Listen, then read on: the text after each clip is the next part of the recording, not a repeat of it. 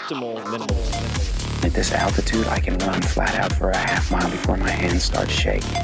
Can I answer your personal question? Now would seem an appropriate time. What if I did the opposite? I'm a cybernetic organism, living tissue over a metal endoskeleton. The Tim Ferriss Show.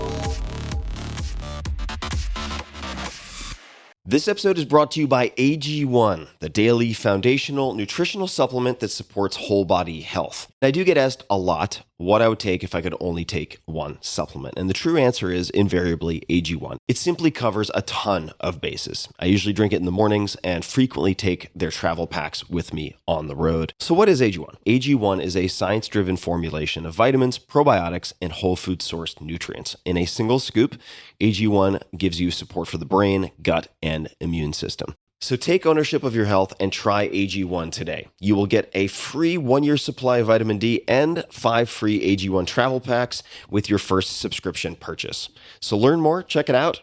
Go to drinkag1.com/Tim. That's drinkag1, the number 1, drinkag1.com/Tim. Last time, drinkag1.com/Tim. Check it out.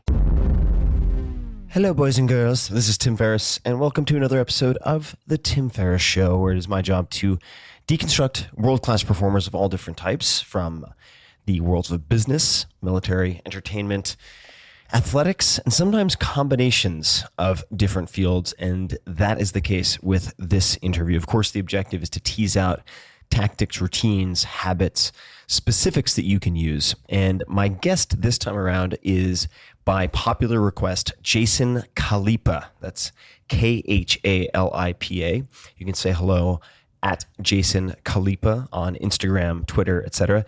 He is one of the fittest men in the world, a title that was officially his when he earned it at the CrossFit Games and won the CrossFit Games in 2008. He is an 8-time CrossFit Games competitor, a 3-time Team USA CrossFit member, and among other athletic feats, he has deadlifted 550 pounds, squatted 450 pounds, and performed 64 pull-ups at a body weight of 210 pounds.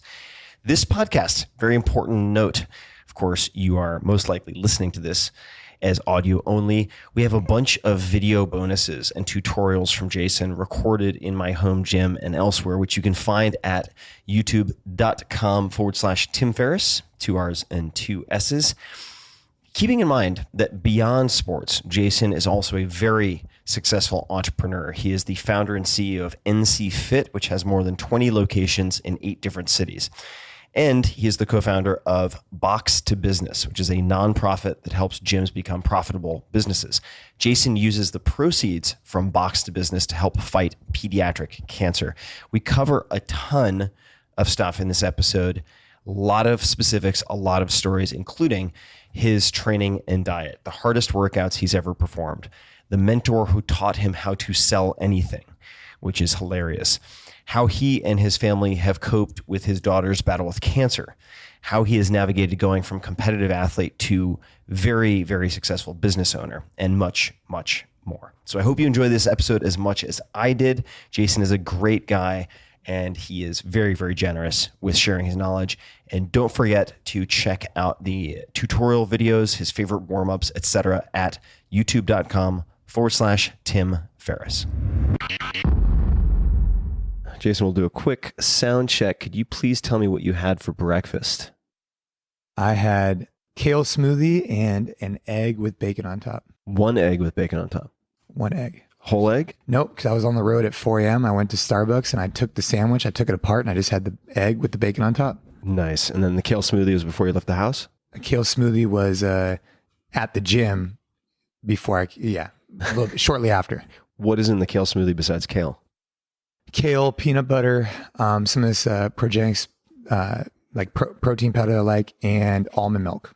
Fantastic. Well, I think we're just going to keep rolling since that sound check was so successful. And while my pooch Molly is going to make a racket throwing around an elk antler, we're just going to get to it. So welcome to the show and welcome to my living room. Thanks for coming. Yeah, it's great to be here. And we just had some fun demoing things and certainly learning things. I wasn't demoing anything. I was observing in the gym in the garage. So for people who are listening and want some additional video, which I highly, highly encourage, just go to tim.blog/podcast and click on this episode, or you can go to YouTube, Tim Ferriss, 2 R's, 2 S's, and you can find a bunch of video. Now, you are considered, and I know you're not going to say this, but a demigod within the world of CrossFit by a lot of people. People look up to you for good reason. And I'm curious to know, if you were to look back at your peak competitive success, what do you think the advantages were that you had or developed? Like, why were you as successful as you were? And of course, you have incredible work ethic and so on, but if you had to sort of dig into that, what do you think the elements were that made you as successful as you were? I think primarily it was that I really enjoyed training. Mm-hmm. I didn't do it. A lot of people, they like to compete. I didn't necessarily like to compete or did like to compete. I enjoyed competing, but I enjoyed training more. I liked being in an environment that just pushed me. I liked getting comfortable with uncomfortable. I liked leaving the gym and feeling like I just got my butt kicked. It made me feel really good about what I accomplished. And then I went on and tried to accomplish that same concept in the rest of my life, right? Mm-hmm. And I think that was something I really picked up on early on when I first found CrossFit back in 2006. And then I won the CrossFit Games in 2008, and I was able to compete 8 more times, mainly because I just loved to train, and the byproduct or the expression of that was my ability to go out there and compete. Are there any particular workouts that come to mind, or exercises, anything that you find particularly enjoyable, even though they might be very painful? I mean, I like the ones that give you the biggest return, right? I mean, I think if you're doing thrusters, yes, they're very challenging, but they give you a huge return in terms of benefit, in terms of the way you look, in terms of the way you feel, the byproduct of strength. So I think thrusters, burpees, those type of things, if I had to pick several items I would only do, or several movements I'd only do for the rest of my life, it'd be things like that. Mm-hmm. If we were to say, we're going to look forward in a second. I want to keep focusing on that for a moment. Any particular, if you wanted to gauge, say, the fitness, right? The cross fitness of anyone for that matter, are there any particular tests that you would put them through to evaluate that? Whether it's like a certain variation of Fran or anything like that? I would just look at like different metrics. I look at, what is your mile time? How many pull-ups can you complete? What is your max deadlift, back squat, press? And then start looking at a few like the movements that combine both, right? And so I think sometimes there's people that are really good at running, and there's some people that are really good at lifting.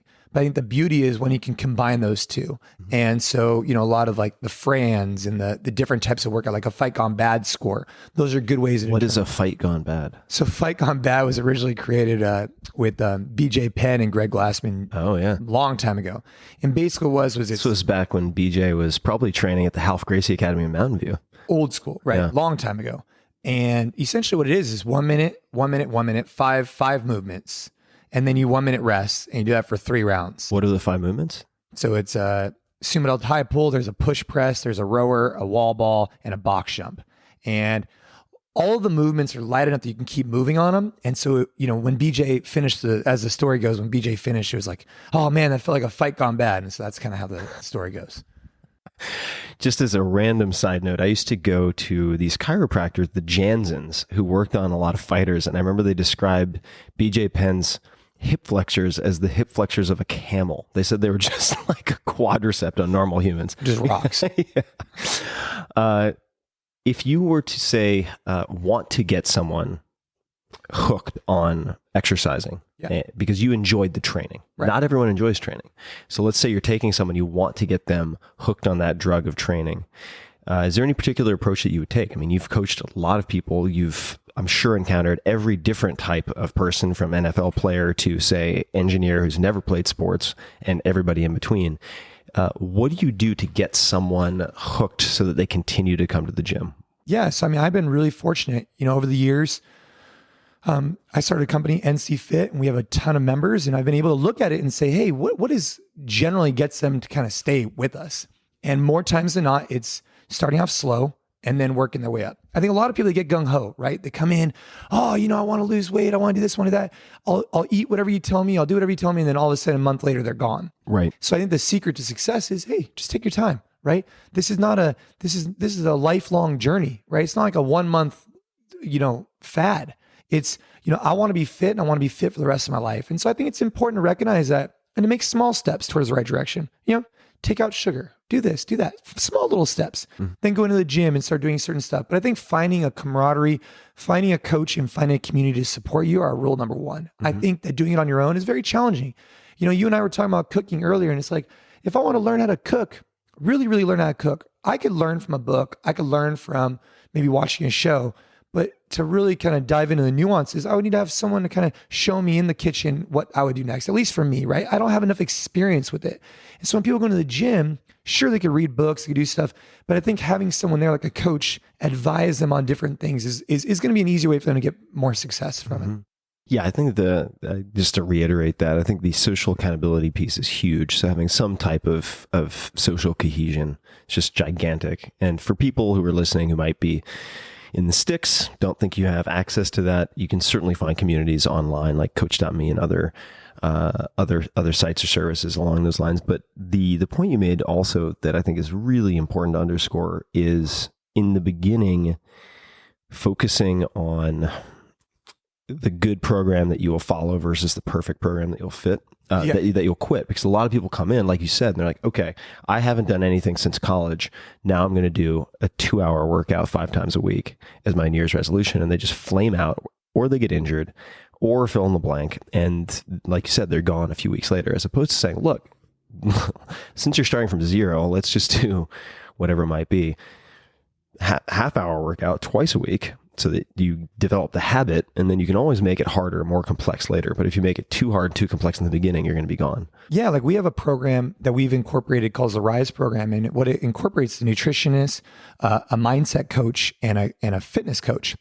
And for a lot of people, it's all a mindset, right? It's all for decades they haven't exercised, they've used food as an outlet or whatever it may be, right? And that's okay, but they need to get over that in their head to truly make an impact on and change for a long time, right? Instead of just making it like this short-term thing, then you really get down to the root of the problem and make it as more of a part of their daily routine instead of just something they do, right? And that starts, but to start it slowly and then work it up is much easier than just to kind of go crazy and then it just, I haven't seen it work as well. And then, have a nuclear meltdown and have to restart again for your next New Year's resolution. That's right.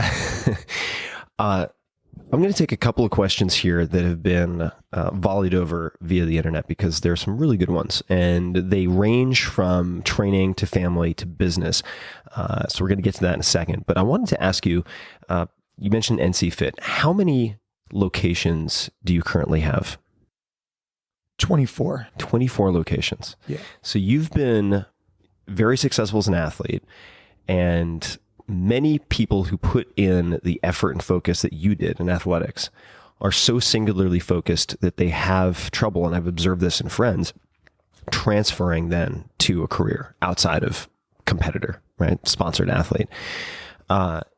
If you were sitting down with an accomplished athlete or not who wanted to say get into business, and let's just for the sake of simplicity say it's similar business, they're somewhere in the Midwest and they want to get into fitness and gyms and so on, what advice would you give them or resources would you point them to increase the likelihood of success? Yeah, I mean, one of the things I'd ask them, and I get asked this often, is, hey, I want to open up a gym. What do you think? I'm like, okay, well, let's start with these 3 simple questions, right? Number 1, are you qualified to do so, right? What makes you qualified to open up this business? Do you have an expertise in it?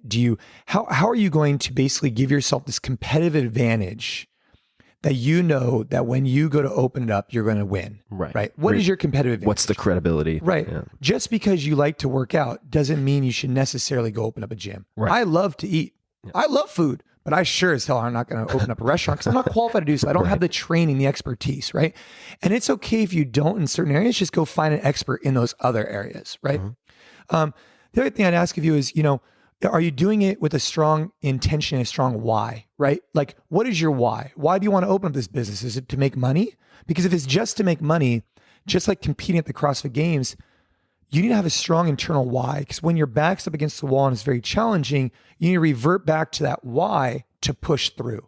And in business, it's not always, rainbows and unicorns, right? There's challenging times. And so you need to be able to revert back to your internal why of why you started to be able to do well. So I would say, A, how are you going to win, right? Tell me how you're going to win. Why are you better than the other guy down the street? 2, do you have a strong reason why you want to open it? And then 3, is it a good time in your life to do it, right? Is it a good time for you to open it? Do you just have a baby? Do you have tons of mortgages and different types of stuff, right? Or is it a good time in your life to go ahead and, go open up this business is really what I like to ask people. What are the most common mistakes that you see or that you think you avoided? Like if you look back at your business, another way to phrase it so you can tackle it however you want is, what were some of the most important decisions that you made looking back? I think looking back, it was understanding that back in the day, you weren't going to make money off your competitive fitness career. And so I had to open up a business and I had to open it.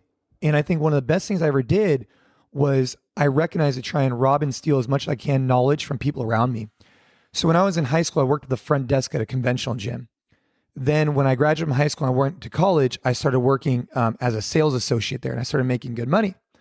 So as I'm going to a junior college, I went to West Valley actually. I was there and I just got woken up. Like no one cares about me. I was like the jock and I was like the, kind of like the class clown in high school. Then all of a sudden you get to college, it's like, they don't care about you, right? So I really turned a corner. I said, hey, look, I need to take responsibility for what I need to get done. I want to be successful. And so I started going to school full time, working full time. But what I also did was I learned how to talk to people. I learned how to sell, which was really important because in my line of work in the fitness industry, you're a coach and you're talking to people, you're coaching them. But if you're a business owner, you also need to learn how to sell. But one of the things I would also do is on the, about twice a week, I would go and ride the elliptical with the owner of the business. And I would just pick his brain, understand what's going on. I think one of those things early on was recognizing I wanted to learn everything I could from his mistakes so I didn't make as many. And one of the things that we've done a lot is delegate out things, right?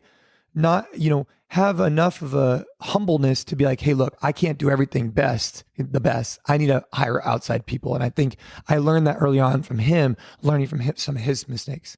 How did you convince him to do the elliptical with you? What was the pitch, right? You were in sales. So how did you get the owner to hang out with the former class clown on the elliptical? So funny enough, he really took me on as like a mentor. He really did. Like he really mentored me really well. And he would ride the elliptical as part of his fitness routine. And I would just go over there and just go meet with him. And I don't think he disliked it because we would just, bullshit, have good conversation. I think it kind of made the time go by a little bit quicker. Mm-hmm. Got it. So you would just roll up when he was working out. I would just roll up. And when your back is against the wall, you mentioned the why. So when you were competing, and say, this is actually a question that came up at least once from people who are listening to the podcast, wanted me to ask you, why did you go back to when you were competing in the games? I mean, at the time, right? Or sorry to keep rephrasing my questions, but I've had too much caffeine. And that is when you were, say, behind or you saw someone gaining on you, the why, or like what is the self-talk to make sure that you don't fall out of, like, that you don't drop the ball or otherwise just get psyched out? Well, I think positive self-talk is a really hard thing to learn, but it's an important trait to develop. Mm-hmm. And I've learned that over the years with the mindset coach I work with, where you try and find ways to reframe things in your head. If something's going wrong, instead of saying, oh, my legs hurt, you say, hey, focus on midfoot strike if you're running or whatever, right? You try and rephrase it into a positive. And reverting back to your why, I think it's really important that going into these games, what I would do is I would tell myself that I've made a commitment to myself, my family, to go out there and do this. And I wanted to do it because I wanted to get comfortable with uncomfortable. I wanted to see where I stacked up against my competitors, and I wanted to do it for me, right? And at the time, I didn't have as many other obligations. Now, as life changes, right, things change. But at the time, my why was, hey, I made a commitment, I'm going to do this. And I remember one year, we did this Camp Pendleton race, and it's a 10-mile, just crazy hill run. And I was like halfway done. I just, I'm like going through like this desert, and I look around, there's no one around. I'm just like, oh gosh. And I see a tarantula. This is a true story. Just walking across, I'm just looking at him like, what the hell? Or a big ass spider. Maybe it wasn't a tarantula, it was a big ass spider. I was like, well, what am I doing out here, right? And I had to instantly revert back in my head. You know what? I made a commitment. That commitment was I was going to finish out these games. So I better slap myself in the face, stop being a wimp, and finish it. Because if I allowed myself to give in then, What other things would I allow myself to give into, right? I made a commitment to myself and I wanted to live up to that. Now, over the years, because of other things happening in my life, I haven't been able to make that strong of a commitment. So therefore, I choose not even to go out there and attempt. Mm-hmm. And I'm very fascinated by these little moments or days or weeks that can really affect the complete trajectory of people's lives. And you mentioned a couple of minutes ago, you get to college age, you realize, all right, I'm no longer the class clown in high school. And you did a course correct, right? You started going to school full time. So what triggered that? Was it a particular conversation? Was it a particular afternoon? Yeah. What was it? So, going out of high school, I thought I was going to play football. It ended up not working out. So I ended up going to West Valley. And, first day, it wasn't that big of a deal, right? I get there the first day. I'm like, I'm at West Valley. No big deal. I'll transfer to another school in a couple of years. But all my friends had gone to a 4-year Santa Clara University, where I ended up graduating from, right? But I just remember first day of school, we're going around and we're all saying our names, right? And it's like, hey, I'm John. This is my second year. Hey, I'm Mary. This is my, whatever, second semester, whatever it is. And then all of a sudden you have this woman next to me, and I kid you not, right? My first class of my first day at West Valley. And the lady goes, hi, my name is Suzanne. I can't remember the name exactly. She goes, but for a fact, this is my 7th year at West Valley. And I just remember looking at her and looking at this teacher and just being like, dude, I got to get my ass in check and I need to get my shit together, right? And that's what I told myself, right? And so that moment I left there, I went to the counselor's office and said, hey, look, I need to figure out the fastest way to get the heck out of this school. And so I ended up taking full class loads, doing whatever I had to do. I ended up applying to Santa Clara 2 times after that and not being accepted, because I tried after 1 year, I didn't get accepted. I tried for like a year and a half, I didn't get accepted. Then after 2 years, I was accepted, which got me on track to graduate in 4. So I graduated with all my peers, which was great. I graduated with my wife, actually, which was really cool. But that was the moment that really kind of sparked it. Like, dude, playtime's over. High school's done. You're in the real world and no one really cares about you. You better get your ass in check. And when you applied, making me think of Rudy a little bit. So you applied, didn't get in, applied, didn't get in, then applied and got in. What did you change in between the not getting accepted and getting accepted? Well, I mean, I had more courses underneath my belt. So what happened is they didn't have to use my high school GPA anymore. Right. They were able to only use my college. They could use your credits that would transfer. That's right. Got it. All right. So many questions, but I'm going to pull some in from the audience. This is from Fern Hernandez. What are your thoughts on the frequency of doing CrossFit? Asked another way, what benefits do you lose or gain from doing, say, twice a week versus 4 to 5 times a week? I mean, I think by design, when you look at like a program, and if it's constantly varied, by design, you should be able to do it, 5 days a week and you should be okay. If the programming is appropriate and the volume is good and you're listening to your body, you should be able to perform that program 5 days a week because of the variance, right? You should be able to go long one day, heavy one day, below parallel one day. And that just depends on how much effort people put into the program itself.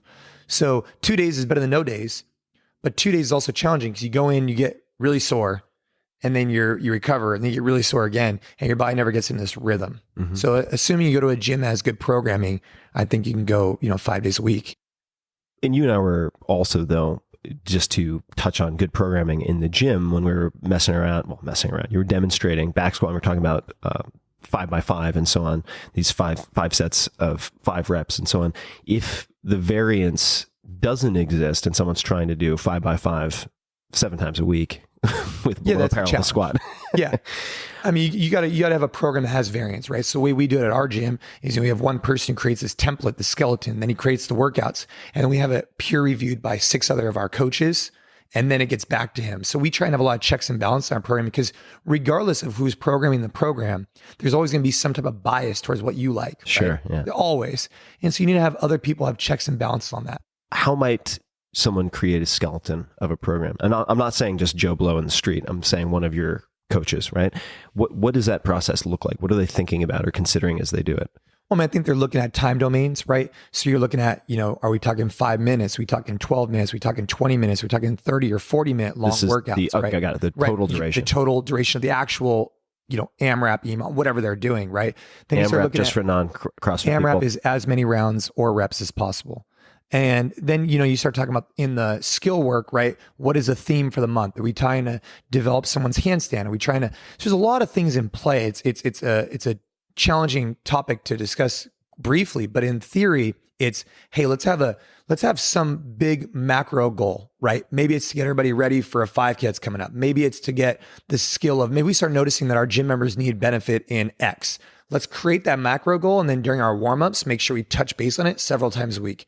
Then let's have these other goals where it's like we go heavy 2-3 times a week, right? Then we go longer Metcons or metabolic conditioning workouts a couple times a week.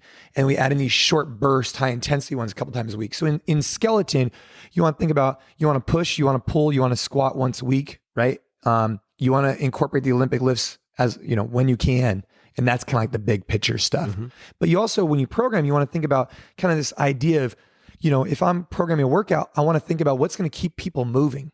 So you wouldn't want to do, for example, squats, lunges, jumping air squats, jumping lunges, and whatever, like a bunch of whatever. Because what will end up happening is people will just burn out their legs and they'll just sit there and stand there until they can recover. Mm-hmm. But now if you did, jumping lunges followed by push-ups, they're not the same muscle groups, right? They're different functions. And so you can keep your body moving. And as you mentioned, when we were chatting before recording just the audio, the Olympic lifts generally would come after, say, a familiarity, at least a familiarity, maybe a mastery of the mechanics of, say, powerlifting movements and some gymnastic components. Well, I think we incorporate the Olympic lifts early on. We do. How do you do that safely? I think it ultimately just comes down to the coaches that are doing it, right? How do you start off, make sure that people can do it right with just the PVC pipe or a light bar, and then you can work your way up. But I think the difference is that whereas with the power lifts, it doesn't take as long to develop all the techniques incorporated with it. With the Olympic lifts, it does. And so you need to be okay with doing the Olympic lifts early on, right? Almost from the beginning. It's okay. But you need to do them at a moderate controlled level versus the back squat. You can kind of push a little bit more. I mean, you could push them all, but you don't want to push the Olympic lifts so much so that you start developing bad habits. Mm-hmm. And the same thing applies to the back squat. It's just a little bit less technical. So the Olympic lifts are a little bit easier to incorporate. They're highly technical. Sure. Let's just say you have average person off the street or powerlifter comes in, I want to learn Olympic weightlifting. If they have really bad thoracic mobility and shoulder extension, right? So they're here, right? They can barely get their biceps past their ears. Do you have any favorite approaches to helping address that or any suggestions? Our friend Kelly has some good tools at Mobility WOD, right? Kelly Starrett, yeah. Yeah, Kelly Starrett. I mean, I think that there's multiple different things you could do, but ultimately you need to commit to it, right? I mean, if you have poor, shoulder range of motion, it's going to take you a while to develop that. And, that doesn't mean you have to avoid all lifts altogether. Still do them. Just recognize you need to put in the time, couple, 10, 20 minutes a day to develop the range of motion and mobility. And the best way to do that is by incorporating the movements, slow and control with light to little no weight, right? Mm-hmm. If you want to really develop a good squat, try and work on the squat up against the wall with no weight and work through the full range of motion of it. Up against the wall, you mean facing the wall? Yeah. Mm-hmm. Question from Luke Campbell. Ask about his training with former endurance athlete and now coach Chris Henshaw. It was interesting to hear how a giant like Jason could build his aerobic capacity without sacrificing size or strength. How does he do it specifically? That's a great question. Henshaw's great. Years ago, I started looking at some of the results from the CrossFit Games, and it would be like, top 10, top 10, top 10, top 10, 50th, top 10, top 10. I'd be like, oh boy, I got a glaring weakness there. And so I found Chris, and he really helped me out, and he made running fun for me. He made running. Who is Chris? Just for Chris those who don't Henshaw, know. He's a local guy, right? He's here out of Palo Alto. In the Bay Area. Yeah, and he's a former, Ironman triathlete, really successful. But he has a unique way of making running quantifiable and fun. And what I mean by that is, I'll go to the track and before it'd just be like, oh, run 400 meters. I would just like run it aimlessly. But it felt good for him to give me, 100 meter pace goals, 200 meter pace goals, et cetera. And then those goals then turn into something I could really try and shoot for. And I think going back to the whole thing about someone going to the gym is for those people who are interested in doing running or doing types of stuff, having a program that kind of gives you quantifiable numbers to shoot for, I believe is a great way not only to get better results, but also to keep it more fun. Mm-hmm. You don't need to just go out for a 5K on your own. That's cool. I get it. But you should start quantifying what your target numbers are and your target paces. And that's what I did with him. And that's why I was able to maintain those numbers. When you were at your peak of training, what did your nutrition look like? And were there any go-to supplements on top of that. It's a tricky sort of murky waters that we get into sometimes. And it's fine if any of them were sponsors, but if you could just indicate which were, if that's the case. But diet, so what did your nutrition look like at the height of training? And then any particular supplements that were kind of your go-to? So I never have, and I until this day eat as much as what most people probably think I eat. But with the amount I was training, sometimes, just broccoli and cauliflower weren't cutting it for the carbohydrates I needed to retain. So sweet potatoes had to be thrown in and things like that. I try to eat real food, right? I still do. I try and eat real food, and I try and avoid excessive amounts of sugar and different types of things. But that doesn't mean that if my daughter wants to go out and, if it's her birthday, I'm not going to eat her birthday cake. And it never has meant that, right? I'm okay with that. I train because at times I want to be able to go in and enjoy a margarita with my wife, right? And that's okay. And it always has been that same way, whether I've been training at the highest level or where I'm at today. And, as far as recovery, I partner with a company called Progenics. I think they make a good recovery tool for me. That's something I use. Outside of that, maybe some fish oil, and that's pretty much the extent of it, right? It's just real food. I think people don't realize the value you can get from just consuming real, regular food. Mm-hmm. And did you track macros and all of that type of stuff? No, a lot of the guys at the top don't really track all the macros. Some of them do, but not a lot of the guys. A lot of them just work hard, train hard, and just eat appropriately. Mm-hmm. All right. This is a question I would love to hear your thoughts on. This is from Lee Jackson. What do you picture your workout to be when you hit 60 years of age? That is. I think my workout's going to be roughly the way it is right now, just basically scaled down, meaning, the demands that I have at, my age with, my strength, like we all need to squat, we all need to press, we all need to lift. So whether I'm 60, 30, 50, I still want to be doing those same movements. I just might do a little bit of a less intensity, right? And even now being 31, the intensity I can bring to workouts is a little bit different than when I was 25. My body's been beat up a lot by doing that. And so I just need to recognize it, listen to my body, and recover as well as I can. Mm-hmm. But the amount of volume I'm putting in isn't as much as it used to be. And I assume by the time I'm 60, the amount of volume I'm putting in wouldn't be as much, but the movements would be similar. Is there any particular type of movement, conditioning, strength, fill in the blank, that you'd really like to work on and develop more now? In other words, you talked about like top 10, 50th place, top 10, top 10. Are there any particular weaknesses that you're trying to work on now? It doesn't have to be limited to the gym either. Like, is there anything that you're working on currently? Obviously, I like rolling jiu-jitsu. Mm-hmm. There's a ton of things to get better at there. But for me, it's really on the business side, on the family side, right? I'm trying to be the best dad I could be, the best husband I could be. And I'm trying to support our business and run it the best way possible and treat people that way. And that's what I'm really focused on. Stealing a line from Mark Cuban, it's just a sport of business, and I'm trying to win at that right now, for myself in particular. So that's what I'm focused on. My fitness side, I'm still hitting it all the time, right? I still work out really hard, but I don't have any specific goals other than just to maintain my fitness. Mm-hmm. So this is actually a segue. We're going to talk about family a little bit, and these were very highly upvoted. So this is a question from Sherry Gall. I've so admired him as an athlete and businessman. His work ethic and determination to continue to improve, as well as his humility, have pushed him to great levels of success. I've also watched his journey through Ava's illness and seen him give back in the midst of it, blood drives, etc. I know behind all this is a good marriage. I'd like him to talk about marriage and how Ava is doing. I would also be fun to hear his perspective on the evolution of the sport, but let's keep that separate.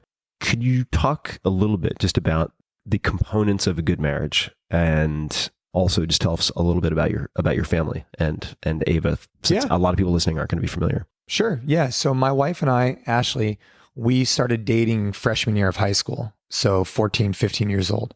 And we've been together almost ever since. What happened is we started dating for a week, 2 weeks actually. I thought we were in love, right? I went home. I told my mom, I'm like, Mom, I found the woman I'm going to marry, right? I was all fired up.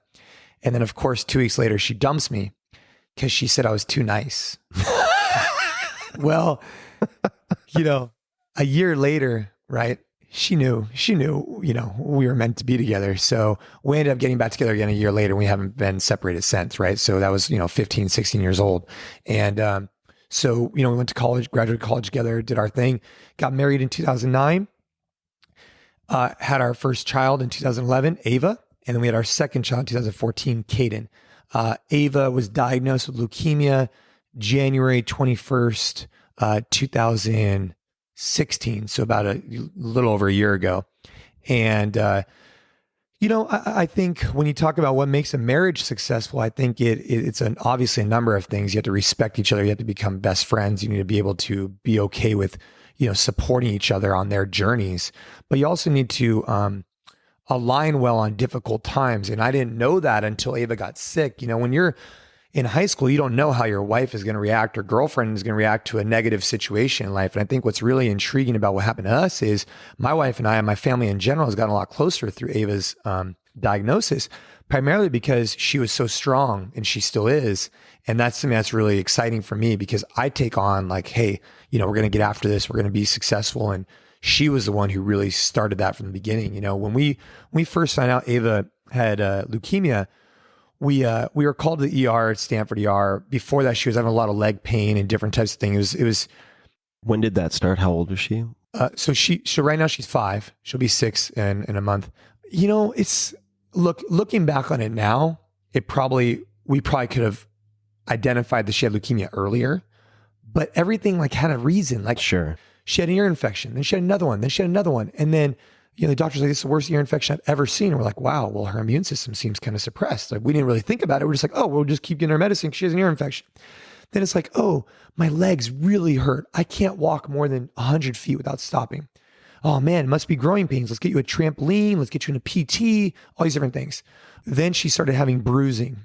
And that's where we knew something was up. And so we went in for blood work. We called in the ER. And when they told us that night that she had leukemia, it was at like 2 a.m. in the morning. And I just remember, it was a very challenging time for us. And now I've had a lot of time to reflect on it. So I'm a little less, when I used to talk about it, it was a lot harder. Now that I've reflected on a lot, it's a little bit easier to talk about.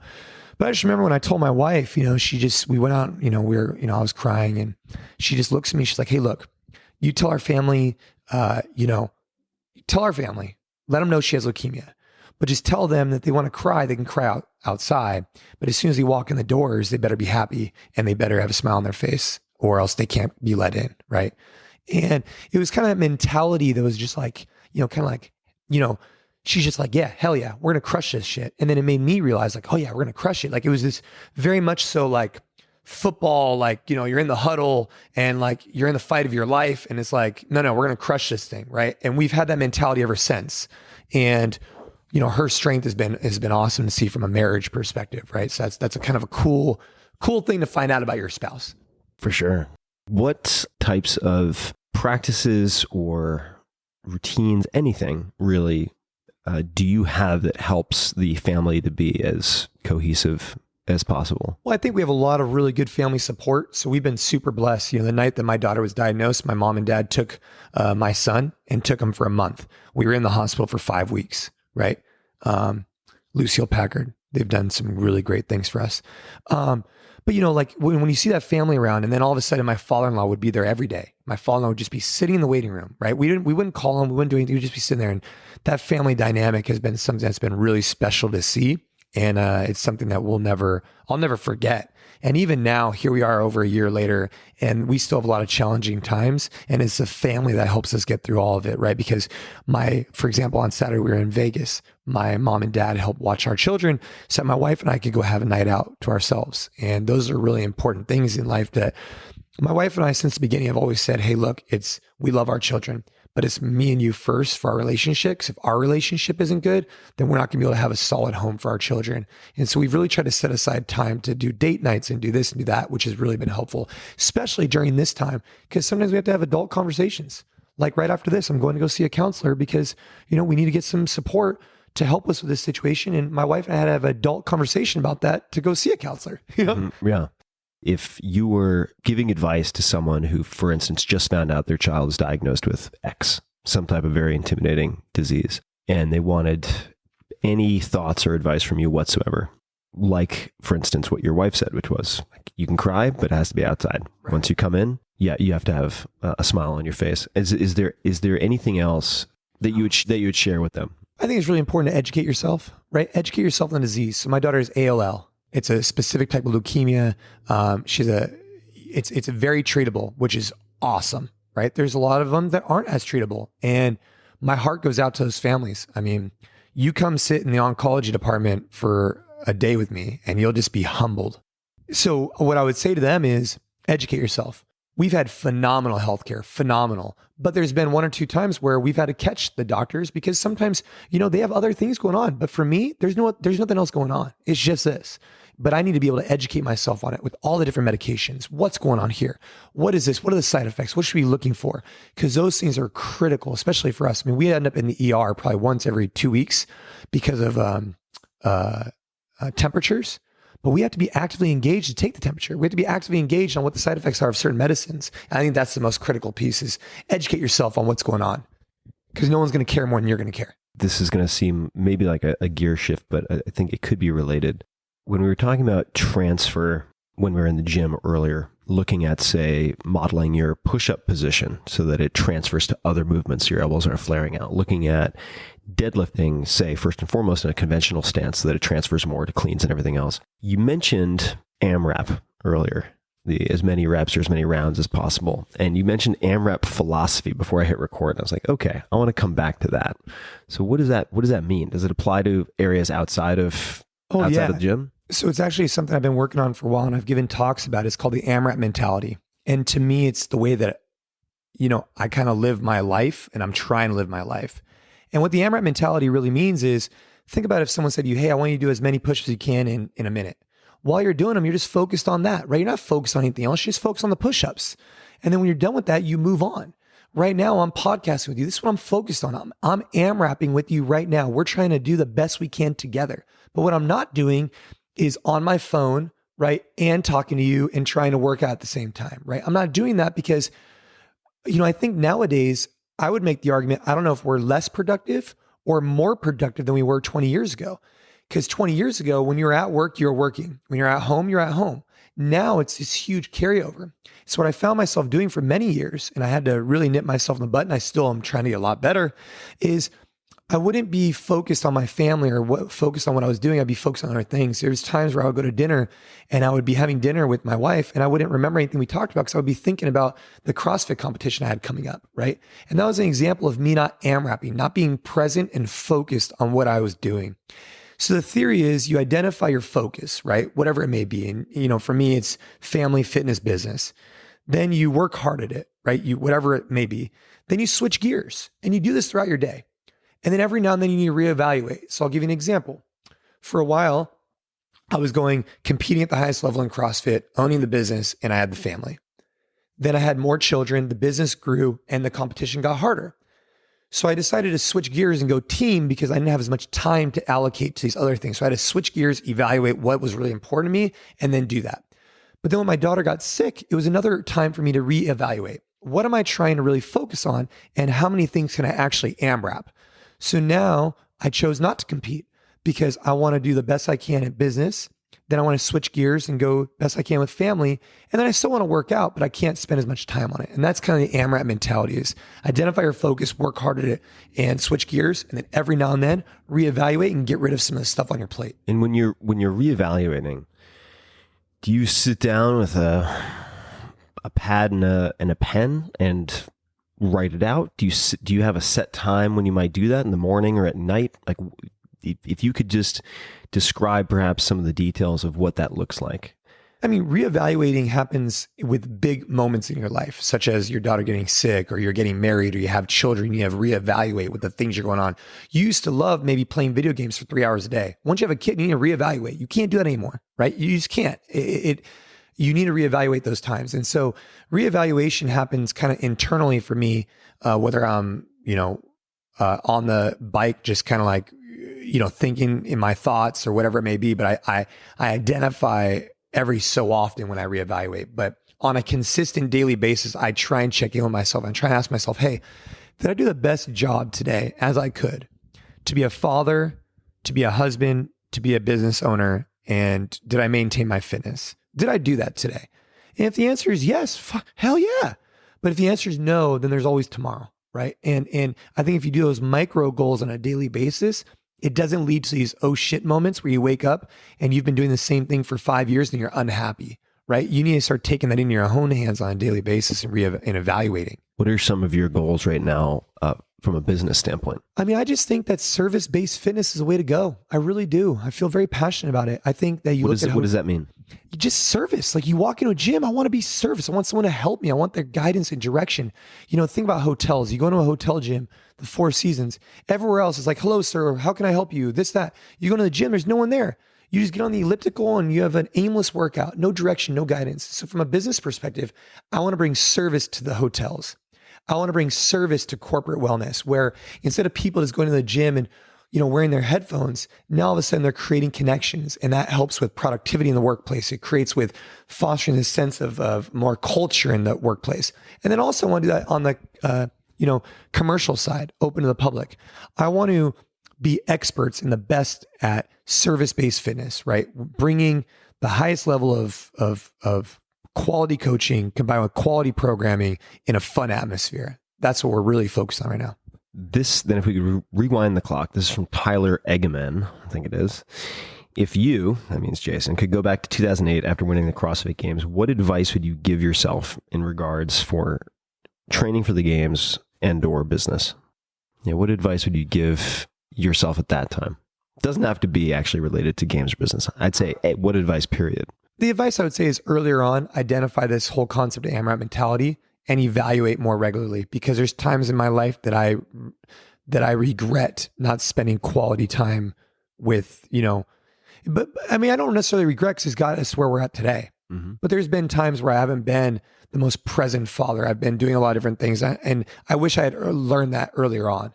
At least now when I travel, or like this morning I left the house at 4 and I'm not going to be home until later. At least now, every time I do that, I recognize that it's a sacrifice I'm making, but that I have to accept it and then, try and make it right in the future, right? But at least being aware that there's sacrifice. I think before it was just kind of like I was trying to just do so much. Now I need to identify and say no to more things so I can really start pinpointing my focus. The question I had earlier about how you go about doing that is still one I'd like to dig into a little bit, because I think it's so important. So for instance, I was chatting a few months ago with this older gent. He's in his 60s. He has a bunch of kids, and every quarter he gets a report card from his wife, and the report card is 0 to 10 in 4 categories. He's got provider, husband, father, lover. Those are the 4. Wow. And he owns his own company, at least one company, and travels a lot. So let's say he's traveling, but it's for business purposes, and he's opening up new manufacturing plants or whatever it might be in China, who knows. So he's gone. So he might get a 10 out of 10 in provider, but he's going to probably be very low on the lover score, and so on and so forth. Maybe 5 out of 6 on the others, who knows. And it's allowable as long as he has a good average. So it's like one can drop as long as the others are higher, and so on. How do you keep track of reprioritizing or think about that? Is it all in the head, or do you put it down anywhere, or is it something that you try to do at the end of each workday? I know we talked about it a little bit. Yeah, I think it's just in my head. I think it's just constant evaluation, whether I'm, I like to, let's just say, be alone with my thoughts in the garage working out. And I just think about, hey, what am I doing right now? What am I doing well? What can we do better at? How can I be better at this? And it's just that constant pursuit of being better at whatever I'm doing. And I think it's an internal conversation with myself. Mm-hmm. And I think that if I ever get complacent or comfortable, that's where I start getting nervous. And I think I want to get uncomfortable in business. I want to get uncomfortable and get out there and start sharing my message of what I'm trying to do and what we're trying to accomplish and provide for more people to do what they love for a living. And these are the conversations I have in my head, right? Is, hey, Ava's getting better. Now I can start focusing a little bit more on this, but don't forget about this, and things like that. Do you have any favorite books or books that you've gifted to other people, either or both? The one that stands out to me the most, I read a lot. I think there's some really poor books at the airport. I really do. Sure. Anyways, for me, I like more of a practical application book. I like a book like Mark Cuban's Sport of Business. I like it because it gets me fired up. I like it because it's a real story from a real guy just saying like it is, and it's easy reading. It's not so analytical and things like that. Mm-hmm. And so that's the book I like. Got it. Let's talk about morning rituals, if you have any. So this is from SJ, excuse me. What are some morning rituals or reflections that he does to keep passions alive while juggling children and life's twists and turns. So I would say let's focus on the routines or rituals. Like, do you have any? If we look at the first 90 minutes of your day, and I'm sure it varies, but generally speaking, are there certain routines, habits, elements that you have? I'd say in general, it's probably some type of exercise. In general, there's exceptions to that, right? But in general, it's exercise, whether it be jujitsu or, hitting it in my garage, whatever it is. I like to get the body moving, and I like to get flowing early in the morning. Do you do that before breakfast, after breakfast? Before breakfast. Yeah. So that's before the kids get up. That's before my wife is up. That's before everything.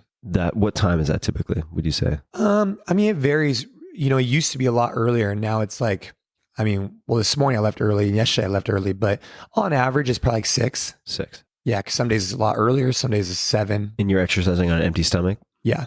Do you drink coffee? I do. I love coffee. Do you drink coffee before your workout? Do you save that for later? How many cups of coffee do you have a day? I probably have 1.5. Okay. Very moderate. 2, maybe. I love coffee. But what I would do is normally exercise, come in, see the kids. I'll make my coffee, like doing pour overs. I want to get a really cool espresso machine. That's what I'm working on next. And, hang out with the kids. They get breakfast, boom, they go off to school, and I go off to work, and we do our thing. And then I'll be there, and I'll go to meetings, I'll go to different gyms. I'll try and just see what's going on. Then sometimes I'll do, a workout. I'll take one of our classes, right, throughout the Bay Area. And then I'm always home for dinner at 5:30 with the family. And then I get back on emails and different stuff around 7:30 till about 10 because the kids go to sleep. Mm-hmm. So basically I just regiment my day is like, it's exercise, get the body moving. It's time with the family briefly in the morning. They go to school, I go to work. Then when I get home at 5:30, we have dinner, we hang out. Then for the rest of the night, I'm doing work, and I go to bed. I try and go to bed by 10:30, and then do it all over again. Do you have any particular, and maybe this doesn't happen to you, but when you have so many different hats, right?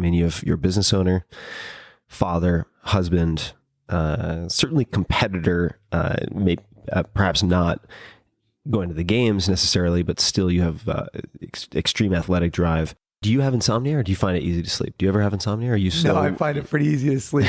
You'd think with the different stresses I have, no, I think it's because I exhaust myself throughout the day. Right. I generally run at a high, like some people say it's like the full throttle, or like, I generally run on a high level throughout the duration of the day. Yeah. I'm kind of like a kid, it's like, and then all of a sudden they get to bedtime, it's like, boom.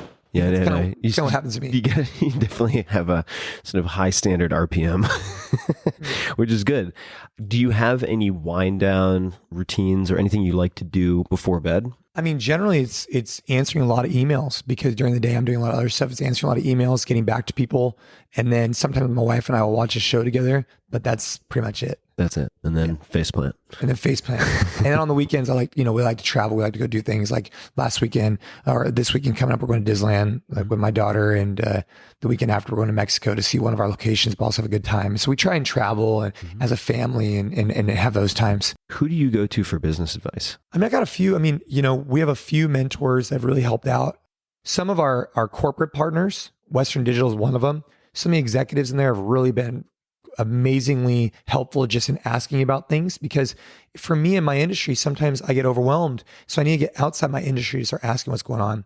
And, I have also friends through different sponsorships that I have that they've really helped me out from, Paul, and I have a lot of people. And then in the beginning, who would they be? Like Paul Gomez, this guy, Mike Cordano, Jerry, and then Joe Gigantino back in the day, right? He was like the original guy that really kind of took me under his wings from a business perspective. And then this guy, Min, taught me everything to do with sales. Okay. So wait, so is Joe the fellow on the elliptical? Yep.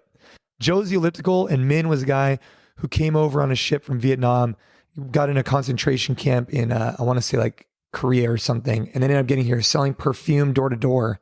And now he's doing really well for himself. So straight up hustler. How did you meet Min? He was a gym sales guy, and I wanted to be like him because he was making big checks. So you met him at the same time that you were also later doing the elliptical. Yeah. Mentoring sessions. Yeah. So what was happening? I was ambushing him. I was working the front desk, and so Min would put in his sales slips, and I looked at his commission slips, and I was like, "Dude, what's going on? Teach me how to sell." And he did. And that was really a cool experience because I learned how to talk to different people, identify what their wants and needs were, and see what's going on. But it was also a time in my life where I started to recognize that you need to run an ethical business. Just because you make money, making money is not everything in life. Running a very ethical, successful business is critical for me. And what would happen is I would sell them the dream, like, hey, join our gym for $9.99 a month and you're gonna get in the best shape of your life. But they wouldn't. And I knew I was selling them a false hope. And so that's when I got into the kind of like the group coaching style, which just changed the game for me. I want to talk about two pieces of that. What made Min so good at selling?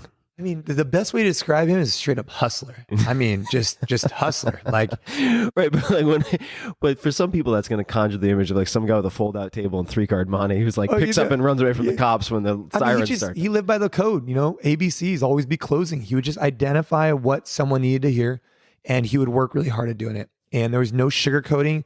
He would follow up with people. He would tour people well. He showed me from an early age that there's no easy answer in life. You got to put in the work and you got to get on the phones and hustle it. And you want to get leads, go to the collections who like all the members who are past due, call them all and try and collect it.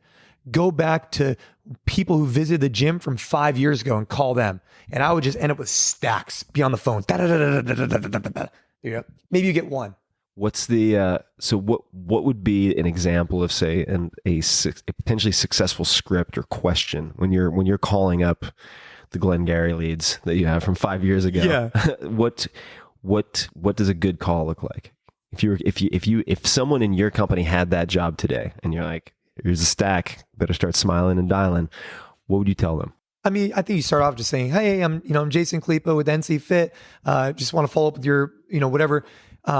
I think really what you would try and do is just identify, hey, so, how was your experience? We're just checking up. Did you enjoy your experience? What were you looking for out of your experience? And you identify what they were looking for, right? And they say, oh, well, did you hear that we actually just added this program that, kind of tailors to what they were looking for? And I think finding out what people are looking for, I think is really important. Instead of trying to force feed what you think they want, find out what they do want. Right. Asking good questions. Yeah. What are the magic ingredients to a good tour? You said Min toured well. Oh man, he toured the best, to some people it would just be treadmills and ellipticals, but to him it was money making pieces of machinery that you could sell. Hey, this is the, lifestyle 1032, right. Top of its class. It comes with a fan. It sings music to you, right? And you just... It's like selling a Mercedes. It's like... And then you talk about the treadmill. Then you talk about this, that. Oh, by the way, let me show you downstairs. Did we... And then finally you get down, and it's like, oh, did we tell you, though, that you could, for an additional $8 a month, you can get towel service? And let me show you where those towels go. And let me show you what they look like. And let me show you the quality of them, right? And those are the type of things you learn, right? It's just... Yeah.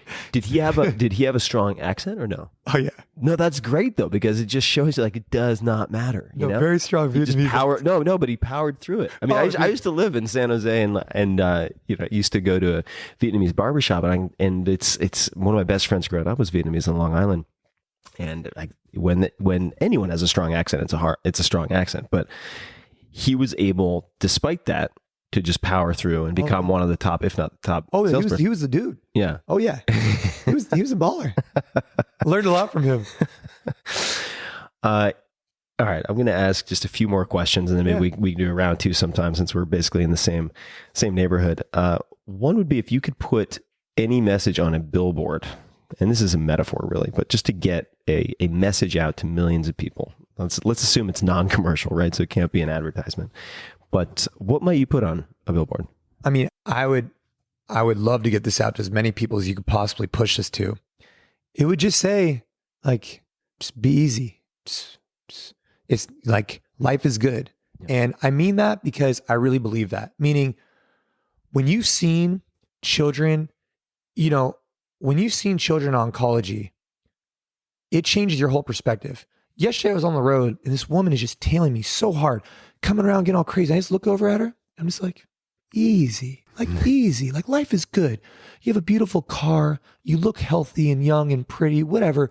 Like chill the hell out, And I think people, they get so caught up in these little problems and they let it manifest into something so great that they never stop to reflect that, hey, look, life is okay, but I choose to look at the world, me personally, I choose to look at the world in a pair of glasses, not sunglasses. I choose to look at things in a brighter light, because especially after, I spent 3 nights in the ICU, and my daughter was on the brink of not good. You don't go to the ICU as a cancer patient. I mean, it was really, really not good, right? It was the only time that we really felt like it was a life and death situation. I'm sitting there, and there's this baby to my left, and he's 7 months old, and his dad comes in. The baby had never left the ICU before. And all night they were sucking fluid out of this kid's lung because he had pneumonia or whatever it was. And I'm sitting there for 2 days straight, right? Up all night, eating muffins, looking at my daughter over here, like really not in good shape. And this baby over here and the dad, and I'm just sitting there like, and people are complaining that there's traffic, and people are complaining. And it's just, I'm not expecting people. I never want anybody to be in our position. I don't. But what I want them to do is to really reflect on their life and realize that everybody has something to be grateful for if you think about it, right? You're alive, you're well, you have the ability to get up and go do some amazing things, And I think that sometimes people get caught up and they forget that. I think they could use a reminder of that. Yes, I think that is where we should wrap up. That is, I think that is, if among many other things, what I want people to remember. So that's a fantastic point. And just in closing, where can people find you online, learn more about you, learn more about your business, and anything else you'd like them to take a look at? Yeah, I mean, NC Fit, right? NC.fit would be great. I'm very active on Instagram, Jason Khalipa. I don't use Facebook as much. I probably should. And Twitter, I probably use that more. KH, right? KHALIPA. And, I do these things called Box of Business. There's seminars we do for affiliate owners or gym owners. My partner and I, JP, we do them all for charity and pediatric cancer. And so, back to one of the questions, we have a blood drive coming up in September.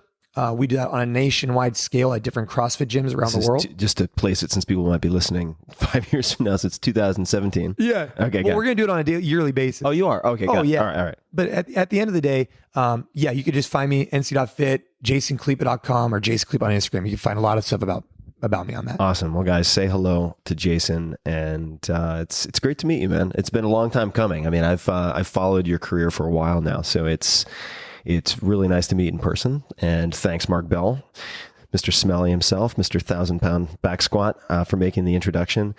And so first and foremost, I should say thank you for taking the time. I appreciate you making the time today. Oh, thank you. Thanks for having me. Yeah, man. Really fun. And there's so much more to dig into. So hopefully folks will be able to do a round 2 and get more questions answered.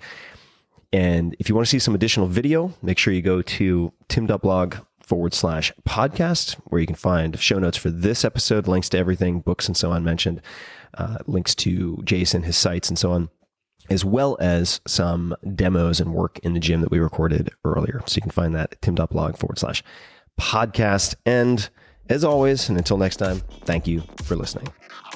Hey guys, this is Tim again. Just a few more things before you take off. Number 1, this is 5 Bullet Friday.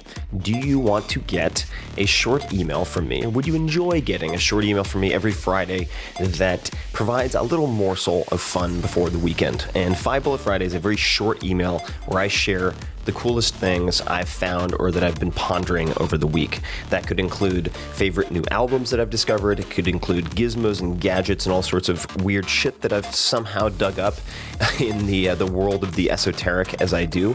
It could include favorite articles that I've read and that I've shared with my close friends, for instance. And it's very short. It's just a little tiny bite of goodness before you head off for the weekend. So if you want to receive that, check it out. Just go to 4hourworkweek.com. That's 4hourworkweek.com, all spelled out, and just drop in your email and you will get the very next one. And if you sign up, I hope you enjoy it. This episode is brought to you by LegalZoom. I have used LegalZoom myself for many of my businesses, and many of the icons on this podcast have actually used LegalZoom. For instance, Matt Mullenweg of WordPress fame, CEO of Automatic, which is now worth more than $1 billion, first incorporated his company on LegalZoom. LegalZoom is a reliable resource that more than 1 million people have already trusted to help with their businesses. Whether that's setting up a will, doing a proper trademark search, forming an LLC, setting up a nonprofit, or finding simple cease and desist letter templates. Man, do I use a lot of those. LegalZoom is not a law firm. but they do have a network of independent attorneys available in most states. They can give you advice on the best way to get started, provide contract reviews, and otherwise help you run your business. And important, there are no surprises. LegalZoom provides complete transparency. That means upfront pricing, customer reviews, and a satisfaction guarantee. Check out LegalZoom.com today to see how they can make life better and easier for you and your business. If you're pretending to be a lawyer on the internet, then you are asking for trouble. Put together the safety nets, get your T's crossed and your I's dotted. Enter promo code TIM, T-I-M, at LegalZoom.com to save 15%. That's T-I-M for 15% off. Check it out, LegalZoom.com. This episode is brought to you by Inktel. I've used them personally. Ever since I wrote the 4-Hour Workweek, I've been asked over and over again how I choose to delegate tasks, how I do 80-20 analysis, and so on. At the root of many of those decisions is a simple question, actually two questions. Number one, how can I invest money to improve my quality of life? I use that in investing as well. The second, how can I spend a little money or moderate money to save significant time? Inktel is one of those investments. They're a turnkey solution for all of your imaginable customer care needs. I used Inktel during the launch of the 4-Hour Body, which was very, very involved, and they provided 24/7 customer service for my Land Rush campaign because it was critical for me to take care of every person who purchased my books and participated. This allowed me to focus on the things that I am better at, my strengths, like the marketing plan that we'd worked on for 6 months, implementing that. Inktel trains their experienced customer service reps to know your business and your products inside and out and make your customers raving fans. They answer more than 1 million customer service requests every year, and they can do so across all platforms, including email, phone, social media, text, even chat. Leaving your customers with poor service or just mediocre service, which, by the way, in a competitive pool is a huge liability. Long wait times or unanswered messages carries a massive cost and risk to your business. Inktel removes the logistics and headaches of this type of communication, allowing you to focus on your strengths and grow your business.